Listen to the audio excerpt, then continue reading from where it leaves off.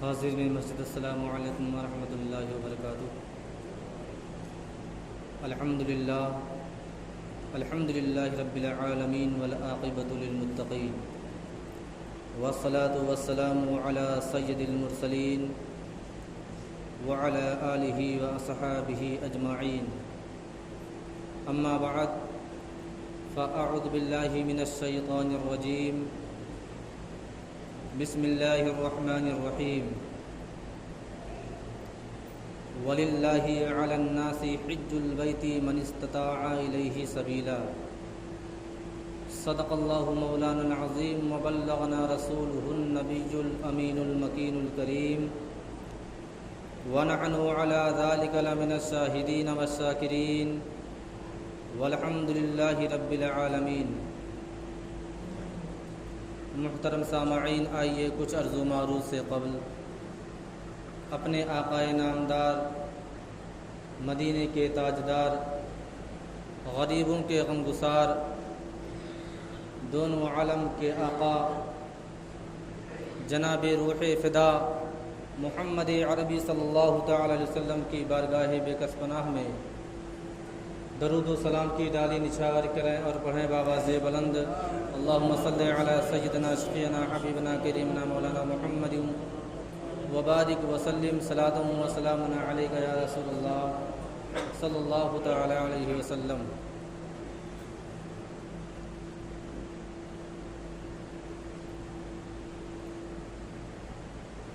جس آیت مقدسہ کی تلاوت کا شرف حاصل کیا،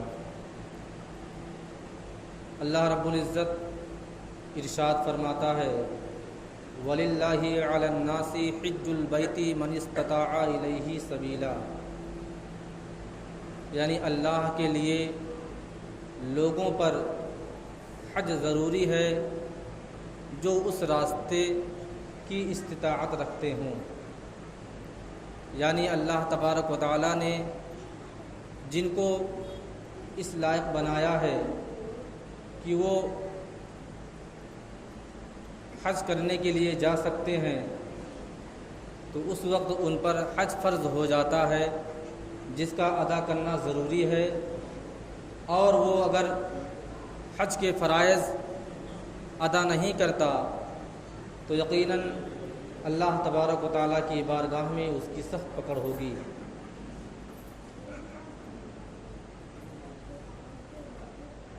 محترم سامعین، اللہ تبارک و تعالیٰ نے اسلام کی بنیاد چند چیزوں پہ رکھی ہے، جس میں سے ایک بنیاد یہ بھی ہے کہ مالدار حضرات، رئیس حضرات اپنے وطن کو چھوڑ کر کے اللہ تبارک و تعالیٰ کی اس مقدس سرزمین پر جسے مکۃ المکرمہ کہا جاتا ہے، اور اللہ تبارک و تعالیٰ کا وہ مقدس گھر جسے کعبہ معظمہ کہا جاتا ہے، اس کا حج ادا کرنے کے لیے اپنے وطن سے نکل کر کے اس سرزمین کا سفر کریں۔ یہ جو مہینہ چل رہا ہے، دور دراز سے اور دوسرے ملکوں سے جو حضرات حج کرنے کے لیے جاتے ہیں، تقریباً اور زیادہ تر لوگ اسی مہینے میں، یعنی اسی ذی القعدہ کے مہینے میں اپنے وطن سے نکل کر کے اللہ تبارک و تعالیٰ کے اس پاک اور مقدس سرزمین کا سفر کرتے ہیں۔ یقیناً لوگ لاک ڈاؤن کی خستگی کی وجہ سے لوگ جو پریشان حال تھے، اور تقریباً سال 2 سال یا 3 سال سے لوگ اتنی تعداد میں حج کرنے کے لیے مکۃ المکرمہ کی سرزمین پر نہیں پہنچ پاتے تھے، لیکن اب لوگوں کے کچھ حالات ٹھیک ہیں، زیادہ تو نہیں لیکن کچھ ٹھیک ہیں، جس کی بنیاد پر اس سال تقریباً زیادہ سے زیادہ لوگ ہندوستان کی سرزمین سے مکہ المکرمہ کا سفر کا ارادہ بنائیں، اور بہت سے حضرات جو ارادہ رکھتے ہیں ان کی فلائٹیں جا بھی رہی ہیں، اور ابھی اور لوگوں کا جانا باقی بھی ہے۔ لیکن اس مقدس سرزمین پر پہنچ کر کے جب ایک مسلمان، ایک مومن بندہ اللہ تبارک و تعالیٰ کی بارگاہ میں اپنے حج کے تمام ارکان ادا کر لیتا ہے، لیکن اس کے باوجود اس کو یہ جانکاری نہیں ہوتی، اس کو پختہ معلوم نہیں ہوتا کہ اللہ تبارک و تعالیٰ کی بارگاہ میں اس کا حج قبول ہوا یا نہیں ہوا۔ یہ تو صرف اللہ تبارک و تعالیٰ اور اس کے بتائے سے، اس کے محبوبین، اس کے اولیاء کرام، ان کے انبیاء کرام، ان تمام حضرات کو اس کی جانکاری ہوتی ہے۔ بغداد کی سرزمین کا ایک چھوٹا سا واقعہ ہے حج کے تعلق سے، کہ ایک بہت ہی غریب نادار شخص تھا جو موچی والا کام کرتا تھا، یعنی جوتے چپل لوگوں کے سلائی کرتا تھا، اس کی مرمت کرتا تھا۔ لیکن جب اس کے دل میں تڑپ پیدا ہوئی کہ اللہ تبارک و تعالیٰ کہ اس مقدس گھر کی زیارت کے لیے سفر کا ارادہ کیا جائے، اور جب اس نے اپنا پختہ ارادہ کر لیا کہ اللہ تبارک و تعالیٰ کی بارگاہ میں حج ادا کرنے کے لیے اگر اللہ تبارک و تعالیٰ مجھے اس لائق بنا دے تو میں بھی انشاءاللہ العزیز حج کرنے کے لیے جاؤں گا۔ مومن بندہ تھا، اس کے دل میں ایمان کی تڑپ تھی، کعبہ معظمہ کے زیارت کی تڑپ تھی اس کے دل میں۔ اس نے پیسے اکٹھا کرنا شروع کیا، لوگوں کے جوتے اور چپل سل کر کے، اس کی مرمت کر کے ایک ایک روپیہ کسی طریقے سے اتنا اکٹھا کر لیتا ہے کہ اب وہ حج کرنے کے لیے جا سکتا ہے۔ لیکن جب آج کا یہ ماحول ہے، جب کوئی بھی حاجی کہیں سے جاتا ہے تو سب سے پہلے جب اس کا ٹکٹ کنفرم ہو جاتا ہے جانے کے لیے تو لوگوں کی عادت ہے کہ لوگ ایک دوسرے سے اپنی معافی تلافی کرتے ہیں، اور ہونا بھی چاہیے، کیونکہ اگر آپ کسی کو تکلیف دیے ہوئے ہیں، آپ سے کسی کو تکلیف ہے، یا آپ کے والدین آپ سے ناراض ہیں، تو اتنا جان لیں کہ آپ کا اتنا روپیہ خرچ کرنا جو آپ حج کے لیے خرچ کرتے ہیں اور حج کے ارکان ادا کر کے چلے آتے ہیں، لیکن آپ کو یہ معلوم نہیں ہوتا کہ آپ نے جو اتنا مال و دولت اس سفر پر جانے کے لیے خرچ کیا ہے، اگر آپ نے کسی کو تکلیف دیا ہے، اپنے والدین کو ستایا ہے اور اپنے والدین کو ناراض کر کے آپ گئے ہیں، تو یقیناً جو حدیثوں میں آتا ہے یہی آتا ہے کہ آپ کا حج اس حالت میں قبول نہیں کیا جاتا۔ بہرحال وہ مومن بندہ جو بغداد کی سرزمین کا رہنے والا تھا، جب اس نے پختہ ارادہ کر لیا کہ ہمیں حج کرنے کے لیے جانا ہے، تو لوگوں سے، محلے میں، اپنے شہر میں، اپنے پڑوس میں سب سے اپنے غلطیوں کی معافی کیا اور لوگوں سے معاف کروایا، اور جب اس کا پختہ ارادہ ہو جاتا ہے اور جب اپنے شہر میں نکلتا ہے اور ہر ایک دروازے پر جاتا ہے کہ جاؤں اور سب سے ملاقات کر لوں، سب سے اس بات کی خوشخبری دے دوں سب کو کہ میں حج کرنے کے لیے جا رہا ہوں، لیکن جب ایک دروازے پر پہنچتا ہے اور جب اس دروازے پر دستک دیتا ہے تو اندر سے ایک خاتون کی آواز آتی ہے، اور اس خاتون نے کہا کہ آپ کون ہیں؟ اس موچی نے عرض کیا میں حج کا ارادہ بنایا ہوں اور سب کے دروازے پر جا رہا ہوں، اور میرا یہ ارادہ ہے کہ ہر گھر سے میں اپنی غلطیوں کی معافی کر لوں تاکہ کسی کے دل میں میری طرف سے کوئی غلطی باقی نہ رہے، اور اگر میں نے کسی کو کوئی تکلیف دی ہے تو مجھے معاف کر دے۔ لیکن جب اس خاتون کے دروازے پر دستک دیتا ہے تو اندر سے جب خاتون کی آواز آتی ہے تو خاتون سے اس نے دریافت کیا کہ آپ کے گھر میں کوئی مرد نہیں ہے؟ خاتون نے کہا کہ میرے گھر میں کوئی مرد نہیں ہے، اور میں غربت اور مفلسی میں اپنی زندگی بسر کر رہی ہوں اور کسی طریقے سے اپنے بچوں کی پرورش کر رہی ہوں۔ اس نے معافی تلافی کی اور اپنے قدموں کو پلٹایا، واپس لوٹا، لیکن جیسے ہی واپس لوٹا تو اس کے ناک میں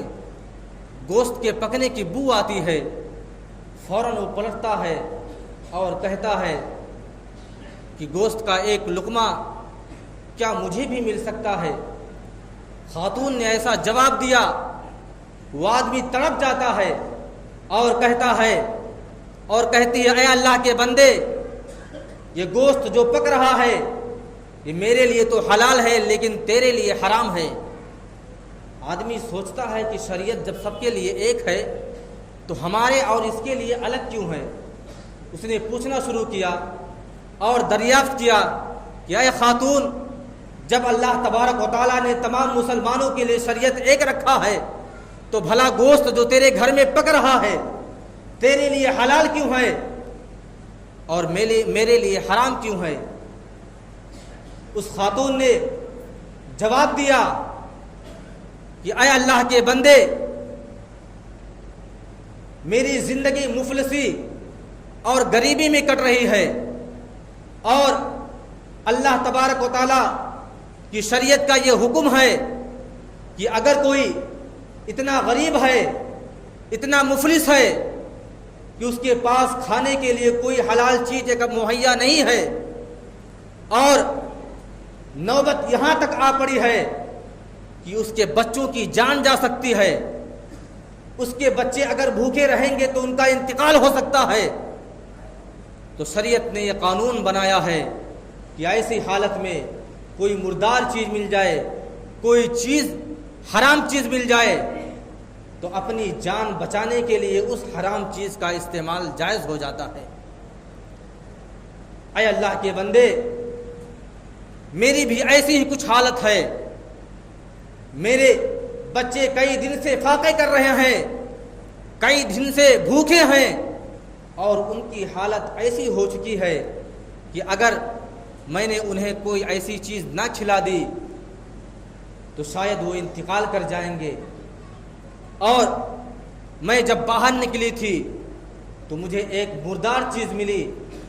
اور اس کے گوشت کے ٹکڑے کو میں اپنے گھر لے آئی ہوں اور اسی کو پکا کر کھانا چاہتی ہوں۔ وہ حاجی جو حج کا ارادہ بنایا تھا، وہ اللہ کا بندہ جو حج کا ارادہ بنایا تھا اور کسی طریقے سے پسینہ بہا کر کے، محنت و مشقت کر کے جو روپیے پیسے اکٹھے کیے تھے، جب اس نے یہ بات سنی تو فوراً وہ پلٹ جاتا ہے، اس کی آنکھوں میں آنسو ہے، اپنے گھر پہنچتا ہے اور اپنی بیوی سے کہتا ہے کہ ایسی ایسی خاتون ملی ہے، اور جب وہ گھر پہنچا تو اپنا سارا زاد راہ جو سفر کے لیے خریدا تھا، یہاں تک کہ جو اس کے پاس سواری تھی اس کو بھی بازار میں فروخت کر دیا، اور جو روپیہ پیسہ اس سے حاصل ہوا دوسرے دن صبح اٹھتا ہے اور جب اس خاتون کے دروازے پر دستک دیتا ہے تو خاتون نے کہا، اور وہ ایسی خاتون تھی جو سید گھرانے سے تعلق رکھتی تھی، حضور تاجدار مدینہ صلی اللہ تعالی وسلم کے خاندان کی خاتون تھی، اور جب دروازے پر دستک دیا خاتون اندر سے آواز لگاتی ہے اور دروازے کھولتی ہے۔ اس آدمی نے جو اپنا سارا مال و دولت حج پر جانے کے لیے اکٹھا کیا تھا، سارا مال و دولت لا کر کے اس خاتون کے قدموں میں ڈال دیتا ہے۔ خاتون نے کہا کہ کیا ہے؟ اس نے کہا اللہ کے واسطے میرا یہ روپیہ پیسہ اپنے خرچ کے لیے استعمال کر لیجئے، ورنہ میں تو، خاتون نے کہا آپ نے تو حج کا ارادہ بنایا تھا۔ اس آدمی نے ایسا جواب دیا، اے خاتون، اگر میں تجھے بلکتا اور تڑپتا مدینے کی سرزمین پر پہنچ گیا اور جب بارگاہ نبوی میں اللہ تبارک و تعالیٰ کے اس محبوب نبی کی بارگاہ میں حاضری دوں گا اور جب سلام عرض کروں گا تو سلام کا جواب آنے کے بجائے مجھ سے یہ سوال کیا جائے گا، اے میرے بندے، اے میرے غلام، اے اللہ کے بندے، تو نے حج کا ارادہ کیا تھا لیکن تو نے ایک بلکتی اور روتی ہوئی خاتون کو، ایک تڑپتی ہوئی خاتون کو جو غریبی اور مفلسی میں اپنی زندگی بسر کر رہی تھی، اس کو تو نے چھوڑ کر آیا ہے، بھلا تیرا حج کیسا قبول ہوگا، کیسے قبول ہو سکتا ہے، اور تیرے سلام کا جواب میں کیسے دے سکتا ہوں؟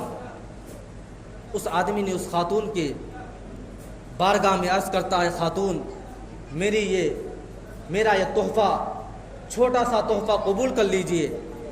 اور تاکہ اللہ تبارک و تعالی اور اس کے محبوب کی بارگاہ میں میرا ناراضگی اور میری خوشنودگی حاصل ہو جائے۔ جب وہ موچی روپیہ پیسہ دے کر کے جاتا ہے اور جب شہر والے، محلے والے جان جاتے ہیں کہ اس نے تو حج کرنے کا ارادہ ہی ترک کر دیا ہے، لوگوں نے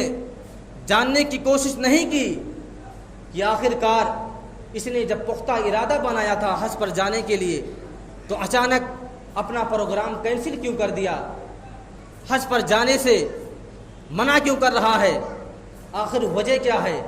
اس کو لوگوں نے جاننے کی کوشش نہیں کی، اور اس آدمی نے بھی سوچا، اس موچی نے بھی سمجھا، صحیح سمجھا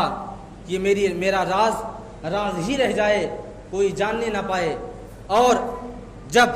محلے والوں نے، اس کے گاؤں والوں نے اور اس کے جاننے والوں نے اس کو تانا دینا شروع کیا کہ بھلا کسی طریقے سے روپیہ پیسہ اکٹھا کر کے حج کا ارادہ کیا تھا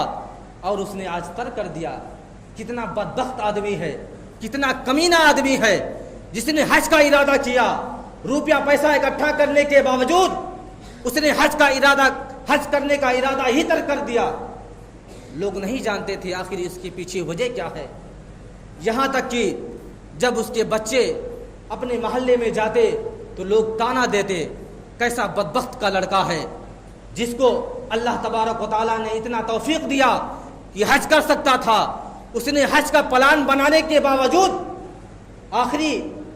آخری موقع پر جب حاجیوں کے جانے کا وقت ہوا تو اس نے اپنے حج کا ارادہ ہی ترک کر دیا۔ لوگوں نے لان تان کرنا شروع کر دیا، یہاں تک کہ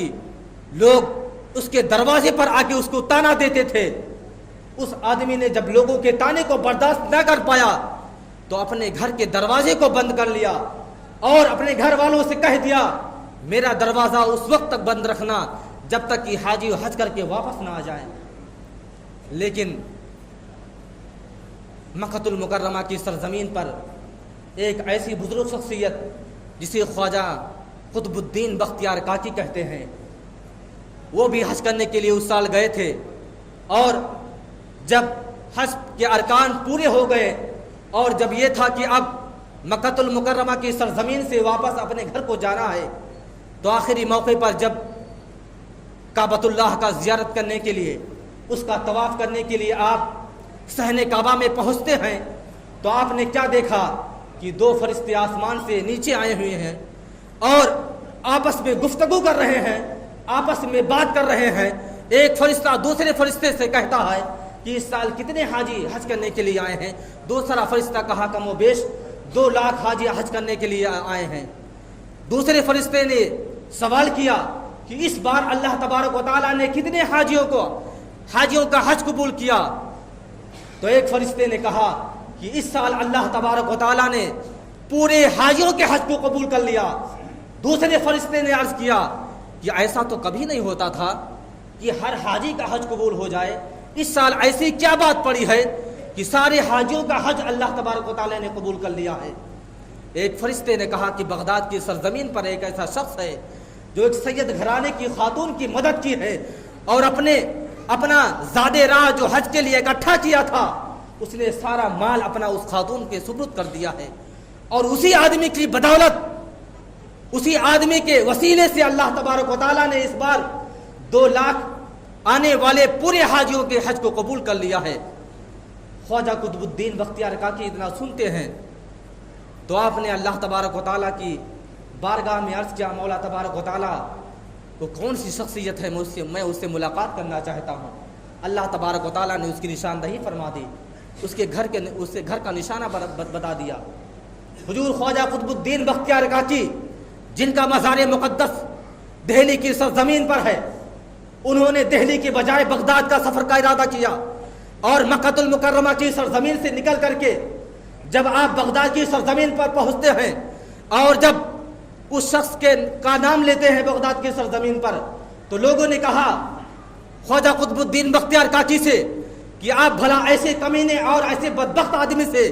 ملنا چاہتے ہیں جس نے اتنی بڑی غلطی کی ہے کہ حج کا ارادہ کر کے اور پھر کینسل کر دیا، اس کا ترک کر دیا ہے۔ آپ بھلا ایسے آدمی سے ملنا چاہتے ہیں؟ کتنا بڑا کمینہ اور بدبخت آدمی ہے، آپ تو ایک اللہ کے ولی ہیں، آپ ایسے آدمی سے کیسے ملنا چاہتے ہیں؟ بہرحال خواجہ قطب الدین بختیار کاکی ہی جانتے تھے کہ آدمی کیسا ہے، کتنا نیک شخص ہے۔ جب اس کے دروازے پر دستک دیتے ہیں تو اندر سے آواز آتی ہے، جب تک سارے حاجی مکہ المکرمہ کی سرزمین سے نہیں آ جاتے اس وقت میں نے ارادہ بنایا کہ اپنا دروازہ نہیں کھولوں گا۔ حضور خواجہ قطب الدین بختیار کاکی جب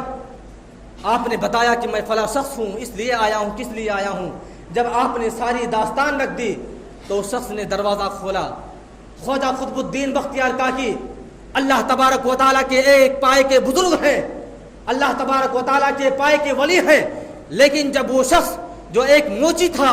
جو لوگوں کے جوتی اور چپل سلا کرتا تھا، جب اس کا دروازہ کھلا ہے تو حضور خواجہ قطب الدین بختیار کاکی اس کے قدموں بھی گر جاتے ہیں اور کہتے ہیں تو بھلا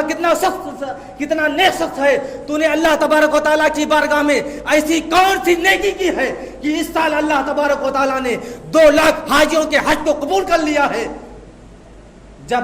آدمی نے سنا تو فوراً رونا شروع کر دیا اور اپنی پوری داستان بتا دی کہ میں نے حج کا کیسے کیسے ارادہ بنایا تھا، اپنے روپیے اور مال کیسے کیسے اکٹھا کیے تھے، اور جب لیکن ایک خاتون کی بات آئی تو میں نے اپنا سارا مال اس سید زادی کی بارگاہ میں سپرد کر دیا اور میں نے حج پر جانے کا ارادہ ہی ترک کر دیا۔ بتانے کا مقصد ہے کہ اللہ تبارک و تعالیٰ جب کسی بندے کے حج کو قبول کرنا چاہتا ہے تو اس کے لاکھوں اور ہزاروں